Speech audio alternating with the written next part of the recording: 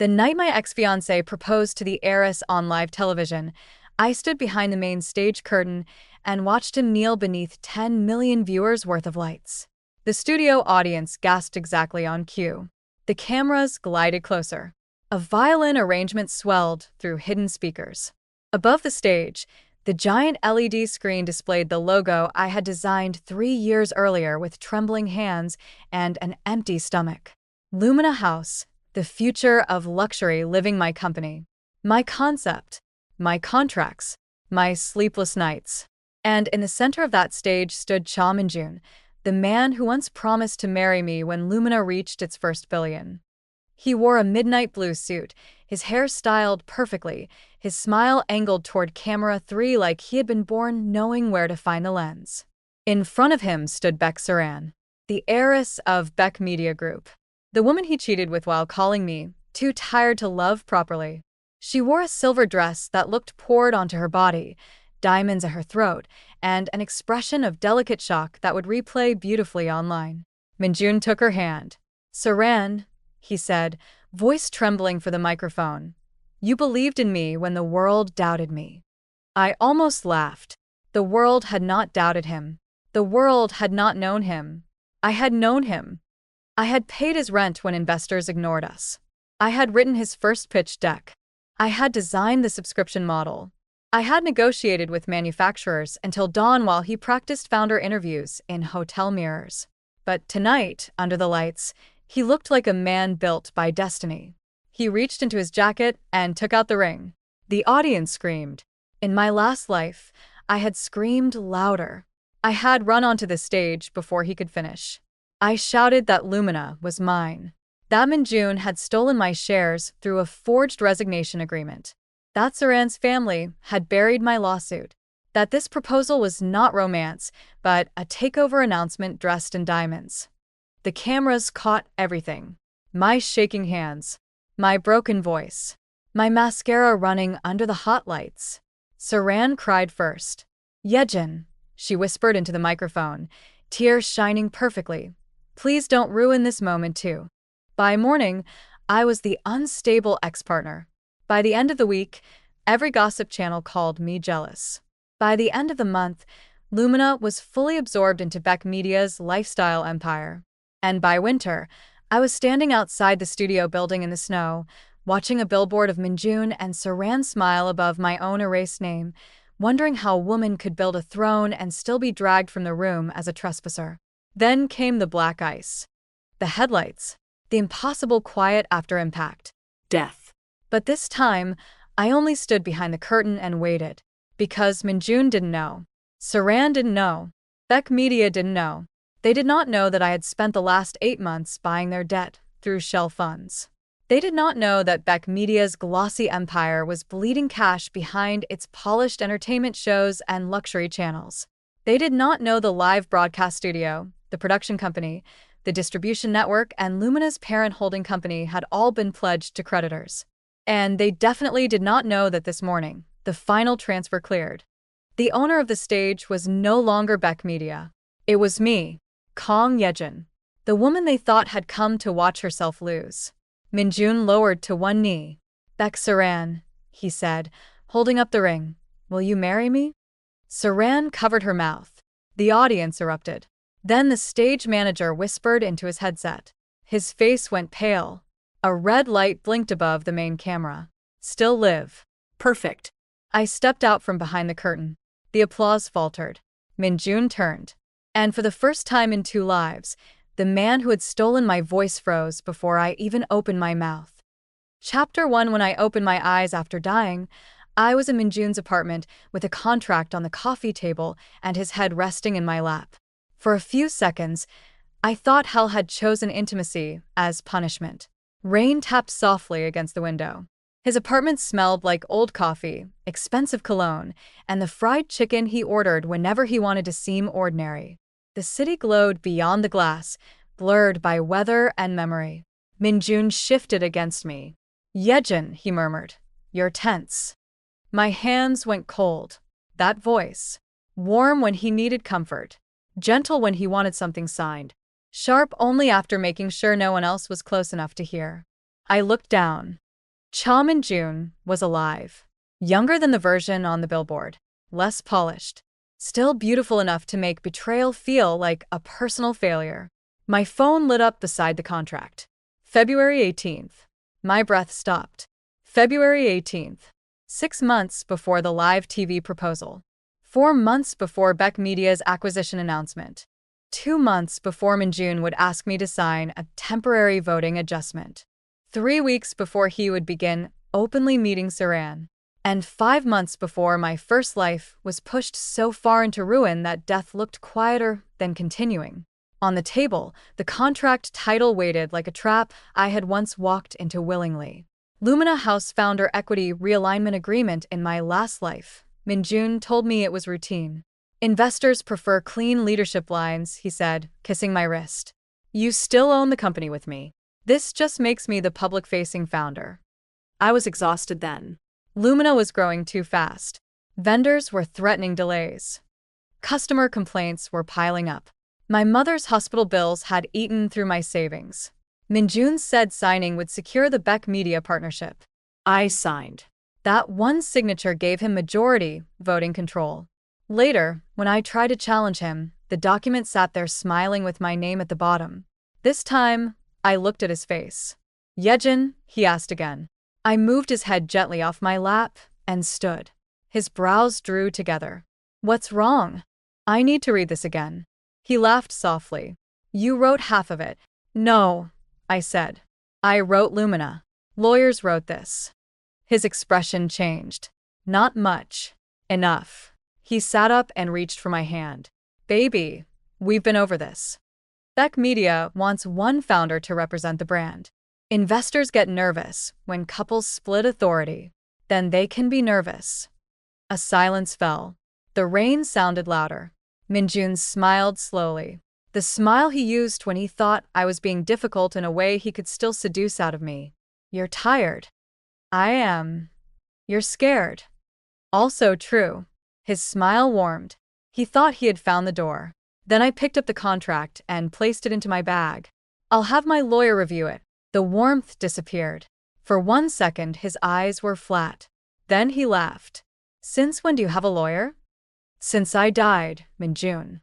Since I learned love without legal review is just a weapon wrapped in skin. I'll find one, I said. He stood. Yejin, don't make this ugly.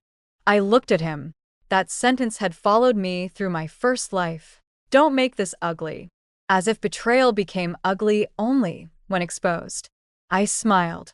Then don't give me ugly things to read. I left with the contract. Behind me, he did not call me back. That was how I knew he had already begun calculating. Chapter 2 Lumina House had started in a storage room. That was what people forgot after the magazine covers. Before the scented showrooms and luxury subscription boxes, before the celebrity home tours, before the smart home partnerships and designer furniture collaborations, Lumina was a spreadsheet on my laptop and a cardboard mock-up on the floor. The idea was simple. Affordable luxury living kits for small apartments. Lighting, scent, storage, bedding, digital styling, and subscription-based seasonal upgrades. Not furniture. Not decoration. Atmosphere. A way for lonely city people to make rented rooms feel like they belong somewhere. I created it after my mother's illness forced us to move from our old apartment into a tiny place above a convenience store.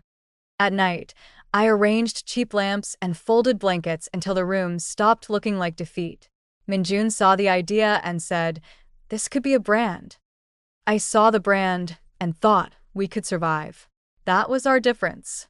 After leaving his apartment, I went straight to a law office in a building too old to impress anyone. Attorney Han Mira had represented me in my first life after everything was already lost.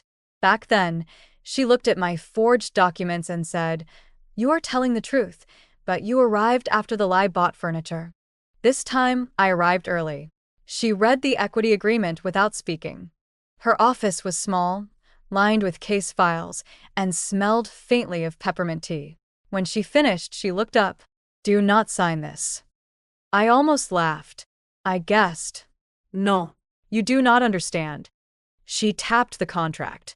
This gives him operational voting control, public representation rights, and authority to approve acquisition offers under emergency financing conditions. Emergency financing. Beck Media. Sitting. The stage lights waiting months ahead. I folded my hands. What do I do? Renegotiate. And if he refuses? Document. I can do that. Attorney Han studied me. You look less surprised than most founders about to be robbed. I've been practicing. She did not smile. Good lawyers do not reward jokes when contracts are bleeding. I retained her that day. Then I began building a second file. Lumina Protection Timeline, Kong Yejin. February 18th. Minjun presented Founder Equity Realignment Agreement. February 18th. Declined immediate signing. February 18th. Attorney Han identified control transfer risks. In my last life, I trusted love to remember what I had built. This time, every memory needed a timestamp. Chapter 3. Minjun changed tactics within 48 hours. First came affection. Flowers delivered to my apartment. White tulips. My favorite. That hurt more than if he had sent roses. Then came voice messages. Yejin, I hate fighting. You know I only want what's best for Lumina. I feel like you don't trust me anymore. Correct. Then came silence. 2 full days. In my last life, silence made me panic. I thought distance meant losing him. This time, silence sounded like someone searching for another route into my company. On the 3rd day, Beck Saran appeared at Lumina's office. She arrived with 2 assistants, a pearl gray coat, and the kind of smile rich women use when they want to seem approachable without risking equality. Kong Yejin, she said, holding out a hand. I've heard so much about you. I looked at her hand. In my last life, I shook it warmly. I thought she was an investor's daughter interested in brand collaboration. I thought her compliments were sincere. I thought when she called me Uni over wine 6 weeks later, it meant she wanted a sister. Now I shook her hand and felt nothing but the cold pressure of a future knife. I've heard about you too. Her smile brightened. Good things, I hope. Useful things. Her eyes paused. Only for half a second. Then she laughed. I like you already. No, she didn't. People like Saran did not like women they could not place beneath themselves. Minjun came out of the conference room behind her. Too comfortable. Too familiar. His face changed when he saw us together. Not guilt. Management. Yejin, he said. Saran came to discuss the live showcase proposal. Live showcase. In my last life, that proposal became the broadcast where he proposed to her. This time, I smiled. Wonderful. Let's discuss it. During the meeting, Saran praised Minjun's vision 8 times. She praised my operational execution once. That told me everything. Lumina has emotional depth, she said. But Minjun gives it scale. I leaned back. Interesting. She tilted her head. You disagree? No. I'm noting your investment thesis. Minjun's jaw tightened. Saran laughed lightly. I didn't realize we were being formal. We are discussing acquisition exposure on company time. That's usually formal. The assistants looked down at their tablets.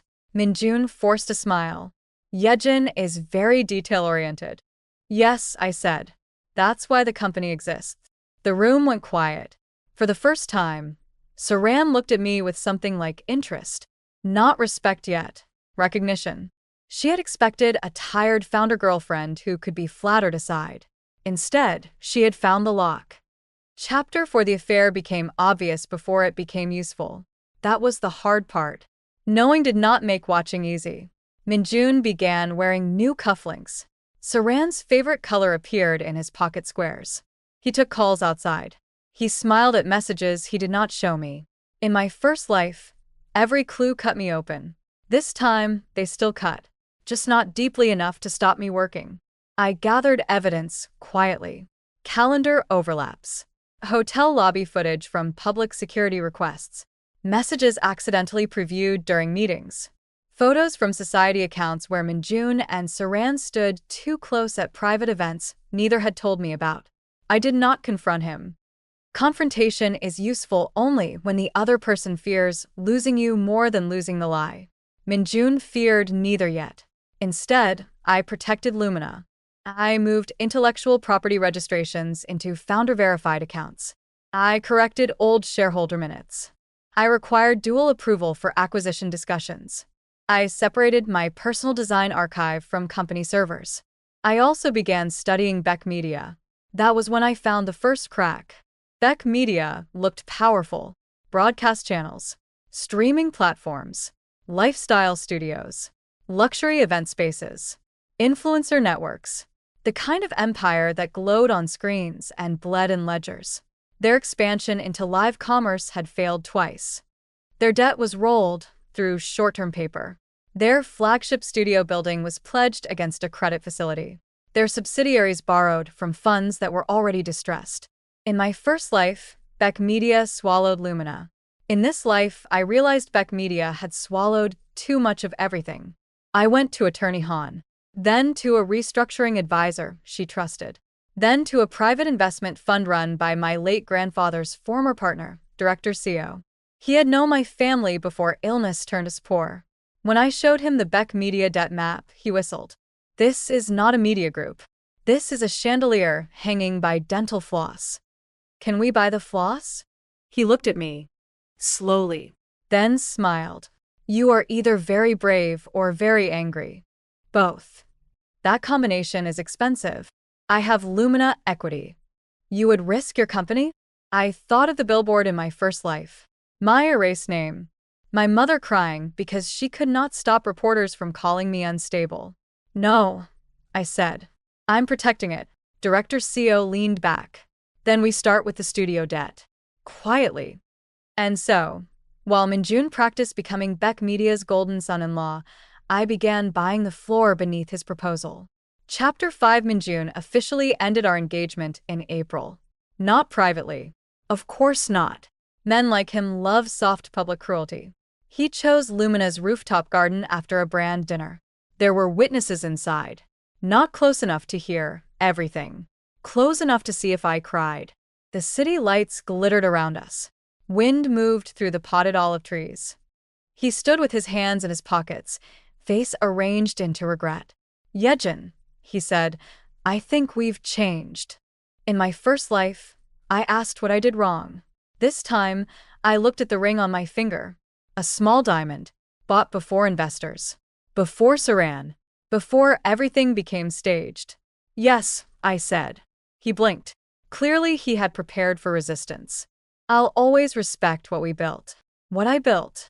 His mouth tightened. What we built. Say it enough and maybe you'll believe it. His eyes cooled. There's no need to be cruel. I removed the ring. His gaze dropped to it. I assume there is someone else, I said. He sighed. The sigh of a man disappointed that reality had interrupted his script. I didn't plan it. They never do. Saran understands the future I want. No. She can afford it. That hit. His face hardened.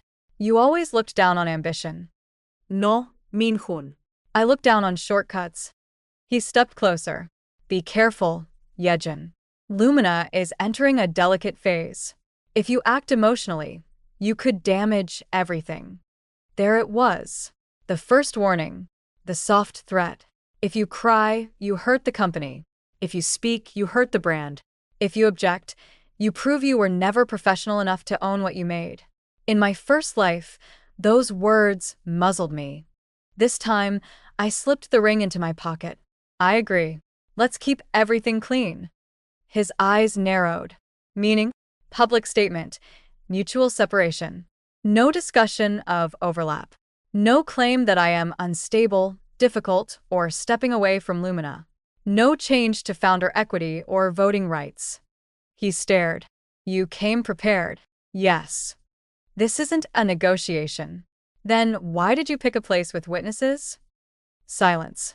Below us, music drifted from the dinner. Minjun looked toward the glass doors. He could still salvage the scene. So he smiled. Coldly. Fine. We'll do it clean. Good. As I walked away, he said, You'll regret making me your enemy. I turned. No, I said.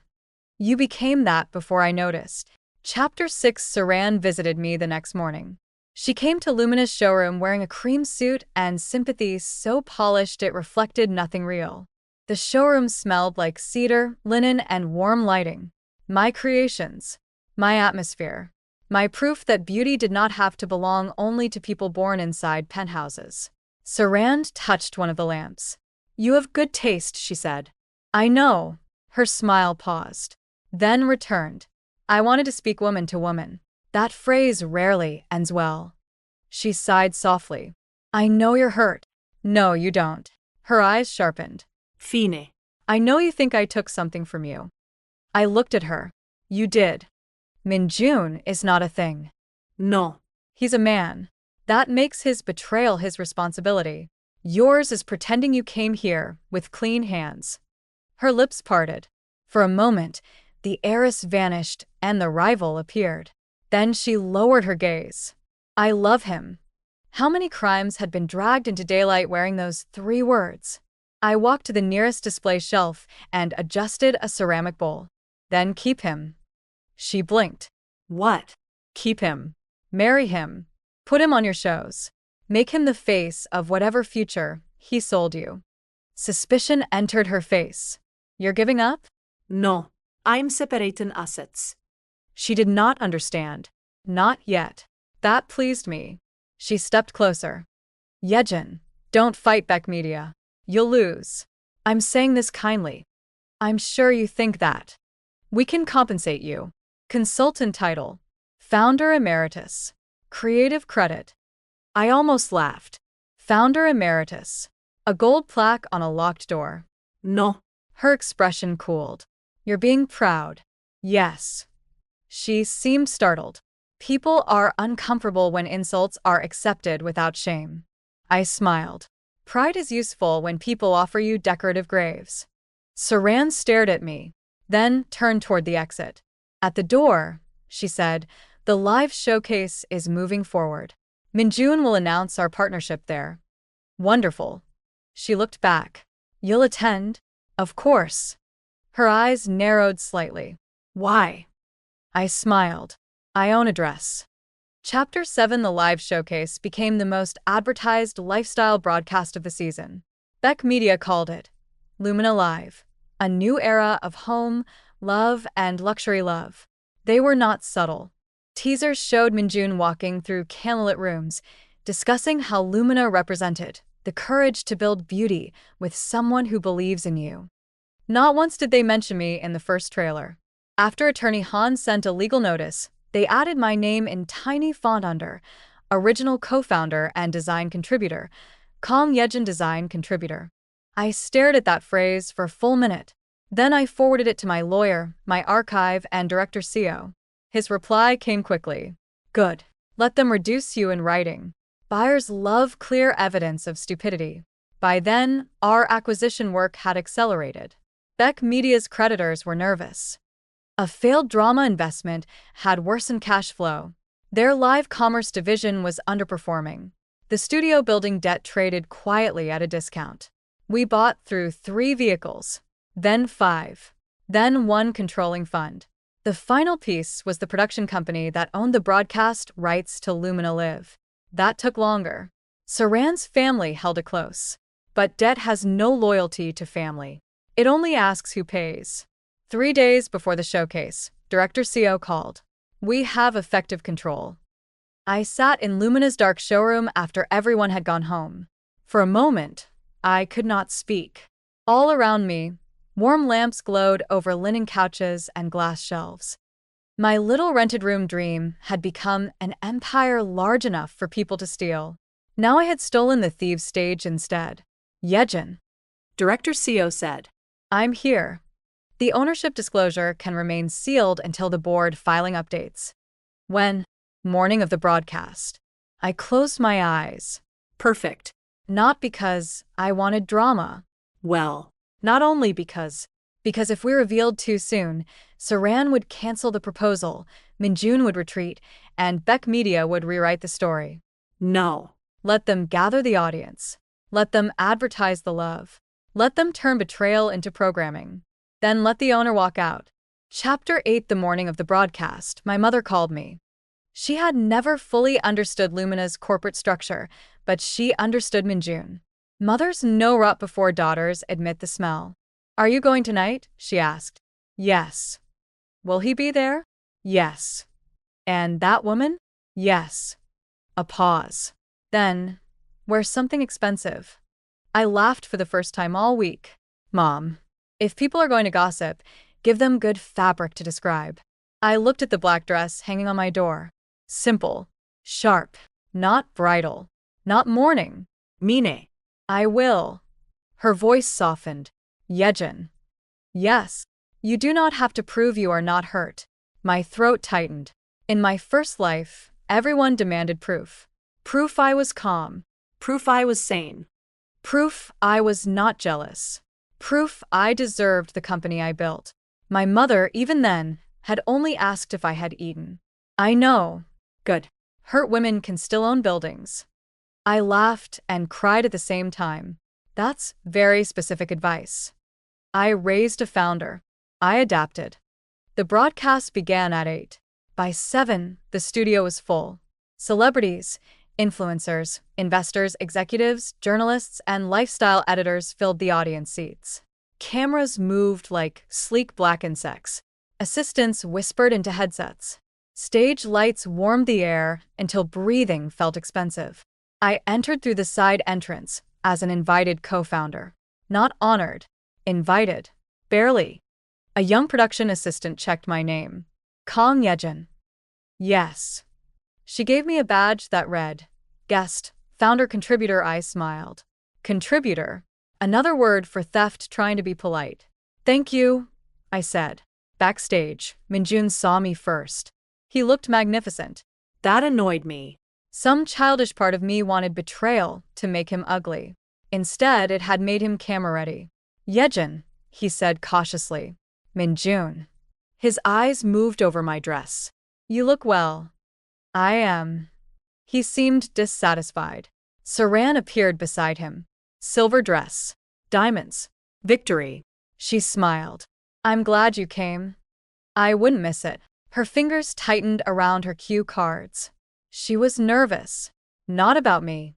About the proposal. She knew then. Or suspected. That almost softened me. Almost. Minjun offered his arm to her as the stage manager called them. Ready. Saran smiled up at him. With you? Always. I wondered if she rehearsed that too. They walked into the lights. The audience erupted.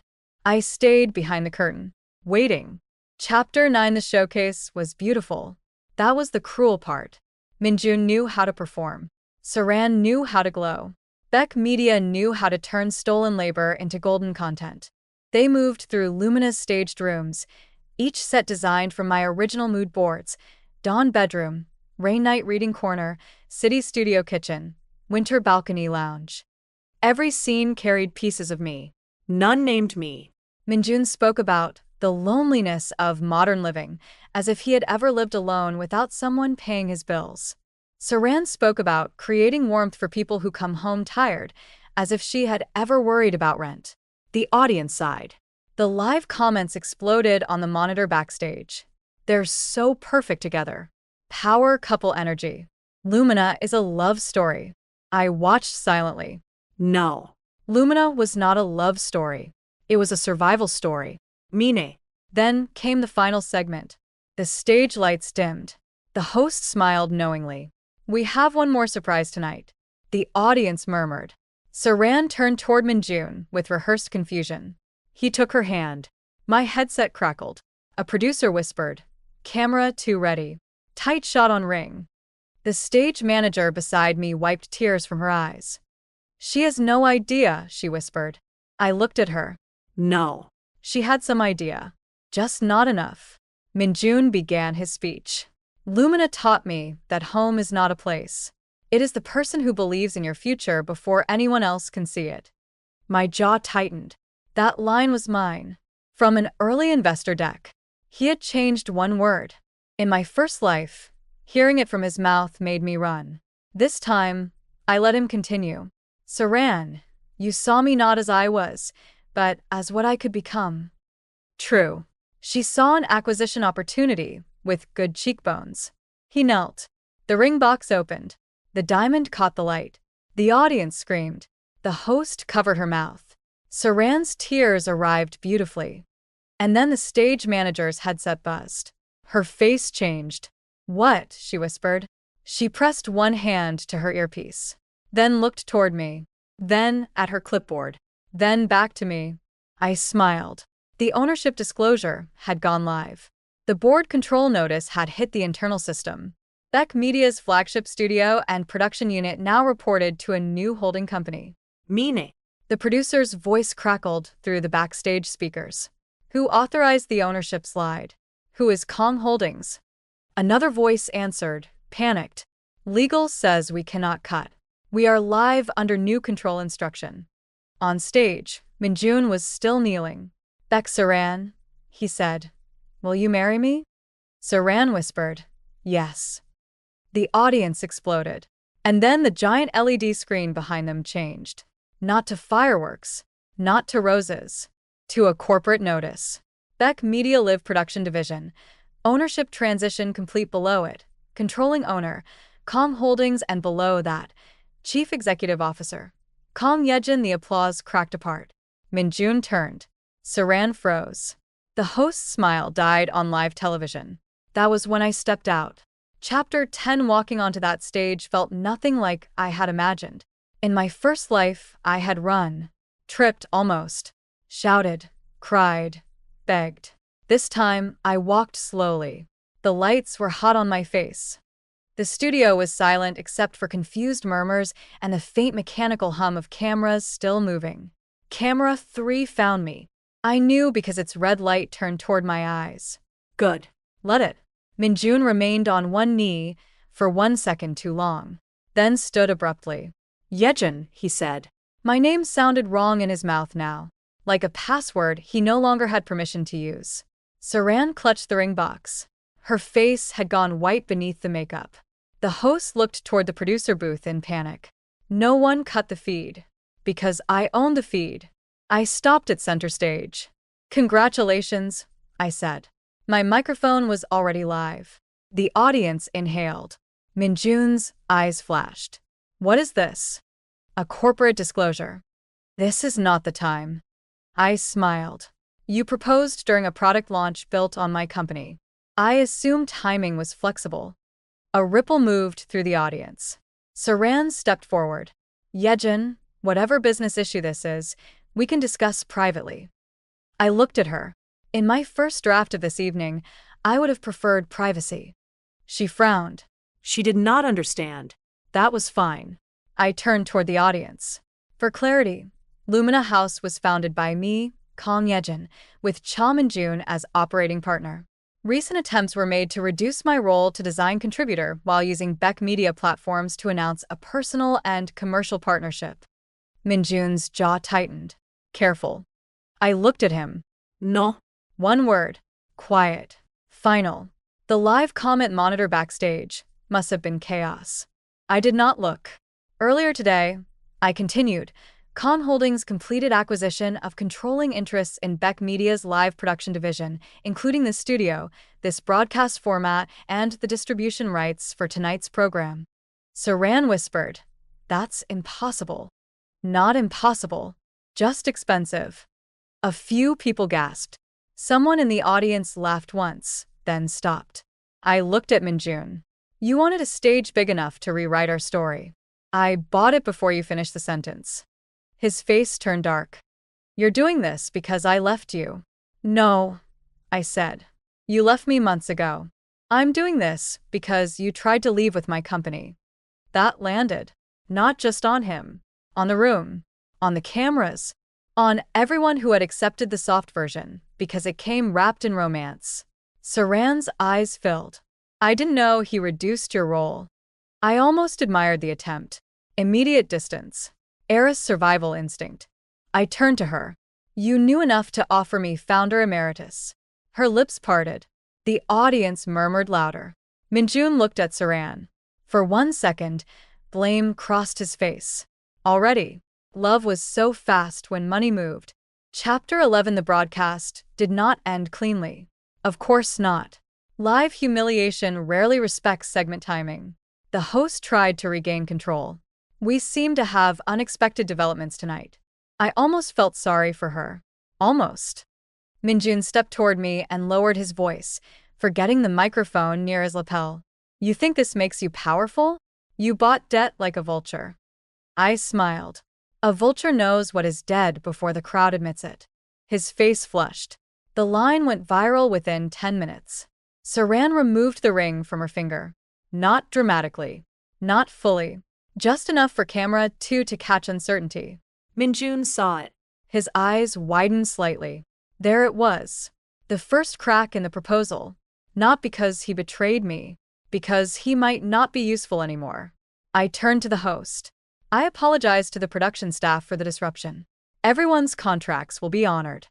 No employee will be penalized for following prior Beck Media instructions. That mattered. In my first life, I had not thought of staff. Only pain. This time, I knew revenge that crushed workers was just vanity with better lighting. The host blinked, then nodded quickly. Thank you. I looked into camera 3. Lumina House will issue a formal statement tomorrow regarding founder rights, platform ownership, and future operations. Then I turned to Minjun and Saran. Enjoy the rest of your evening. I walked off stage. Behind me, the audience did not applaud. Not at first. They whispered. Then one person clapped. Then another. Not thunder. Not worship. Uncertainty becoming recognition. By the time I reached the curtain, the sound had grown. I did not look back. Not because I was above it. Because if I looked at Minjun's face too long, I might remember the man I had once loved instead of the one standing in the wreckage of his own stage. Chapter 12. The internet burned for 3 days. Clips spread everywhere. Minjun on one knee, the screen changing. My entrance. My line about buying the stage. The hashtag trended first as a joke. Hashtag she bought the stage, then as an investigation. People found old Lumina interviews where Minjun said, my vision, while I stood behind him demonstrating the product. They found early design registrations under my name. They found Beck Media's awkward updated credit line. They found Saran's founder emeritus comment from an old leaked email. By the second day, the story had changed. Not fully. Public opinion never becomes pure. But enough. I was no longer the jealous ex. I was the founder who bought back the room. Minjun called 17 times. I did not answer. Saran sent one message. Saran, I did not understand the full situation. We should speak. I replied, me. Speak to counsel. Attorney Han called that emotionally healthy and legally correct. Director CO called it beautifully boring. My mother called it good. But did you eat? On the 4th day, Minjun came to Lumina's office. Security called upstairs. He says he's still operating partner. I looked at Attorney Han. She smiled. Not after yesterday's board vote. I let him into the conference room anyway. Some endings deserve eye contact. He entered looking wrecked but still handsome in a dangerous way. Men like Minjun never lose beauty first. They lose certainty. Yejin, he said. Mr. Jia. His jaw tightened. You destroyed me on live television. No. I corrected you on property I owned. He laughed bitterly. You planned this for months. Yes. At any point, did you still love me? The question struck harder than I wanted, because the answer was not no. In another part of me, in the old storage room where Lumina began, there was still a girl eating convenience store kimbap beside him at 2 a.m., laughing because the prototype lamp caught fire. She loved him. She deserved better. Yes, I said. His face changed. Hope, maybe. Regret, maybe. I did not let either live long. But I loved the version of you who existed before opportunity revealed your price. He closed his eyes. Saran is leaving. I was not surprised. Is she? Her family says I misrepresented Lumina's ownership stability. You did. His eyes opened. Anger returned. You made me look like a fraud. No, I said. I made it hard for you to keep looking like a founder. He stepped closer. I built Lumina too. You helped build it. Then you tried to bury me under it. His mouth opened. Closed. For once, he had no elegant answer. The silence felt like fresh air. Finally, he whispered, "What happens to me?" There it was. Not apology, not accountability. Fear for himself. I looked at him calmly. Your employment agreement is terminated for cause pending review. Your equity remains subject to clawback provisions triggered by fiduciary breach. Further communication goes through legal counsel. He stared. You sound like a stranger. No, I said. I sound like the woman you should have read more carefully. Chapter 13. Saran came 1 week later. Not to Lumina. To the studio. My studio now. She arrived without assistance, wearing a black coat and sunglasses she removed only after the receptionist escorted her into the green room. This room had once held celebrities. Now, it held silence.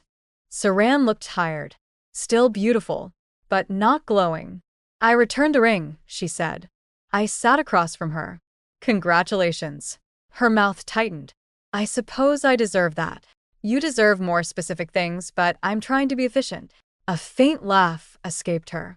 Unexpected. Then she looked down at her hands. I knew Minjun had been engaged to you. I knew the timeline was messy. I knew Beck Media wanted Lumina because our live commerce division was failing. She swallowed.